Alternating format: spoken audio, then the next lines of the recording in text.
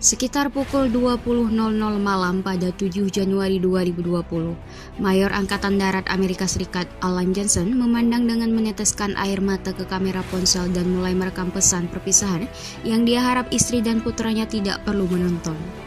Mayor Johnson, seorang ahli bedah penerbangan yang pertama kali mendaftar di militer Amerika Serikat pada tahun 1991, diberitahu oleh seorang perwira intelijen militer Amerika Serikat bahwa Iran sedang mengisi bahan bakar rudal balistik jarak menengah untuk menghancurkan pangkalan udara Al-Assad di Irak.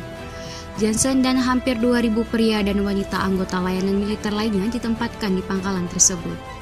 Serangan rudal-rudal itu sebagai pembalasan atas serangan pesawat tak berawak Amerika Serikat yang menewaskan Jenderal Top Teheran Qasem Soleimani.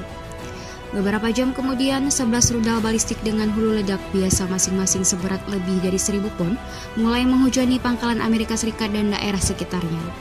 Itu adalah serangan rudal balistik terbesar terhadap Amerika dalam sejarah.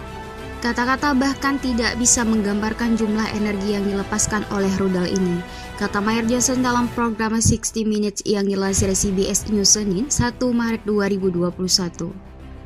Itu membuat saya tidak sadarkan diri, saya segera kehilangan semua pendengaran saya merasa seperti berada di bawah air diikuti oleh amonia yang paling busuk, debu yang menyapu bunker dan melapisi gigi Anda. Mayor Johnson mengatakan kepada kontributor 60 Minutes dan koresponden keamanan nasional CBS News David Martin bahwa dia selamat dari pemboman di sebuah bunker yang pada awalnya dibangun untuk menahan amunisi seberat 60 pon. Mayor Angkatan Darat Robert Halas, dokter medis berpangkat tertinggi di pangkalan itu, mengatakan dalam program 60 Minutes bahwa serangan itu seperti film fiksi ilmiah. Selama pemboman, dia berada di dalam kendaraan lapis baja pada jarak yang aman di luar pangkalan dan takut dia akan kembali untuk menemukan ratusan rekan pasukannya tewas.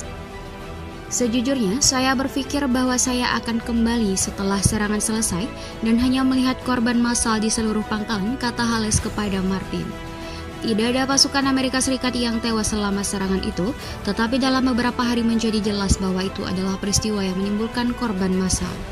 Lebih dari 100 pria dan wanita tentara Amerika Serikat didiagnosis dengan cedera otak traumatis yang disebabkan oleh gegar otak yang diderita selama pemboman.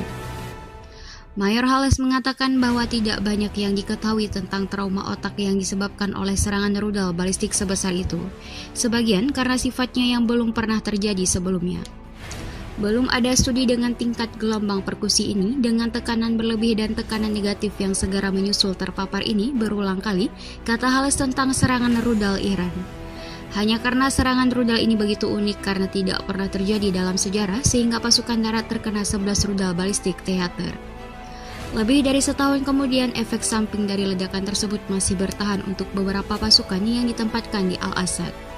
Beberapa tentara yang ditempatkan di pangkalan memberitahu 60 Minutes tentang sakit kepala yang masih mereka alami, termasuk Mayor Alan Johnson.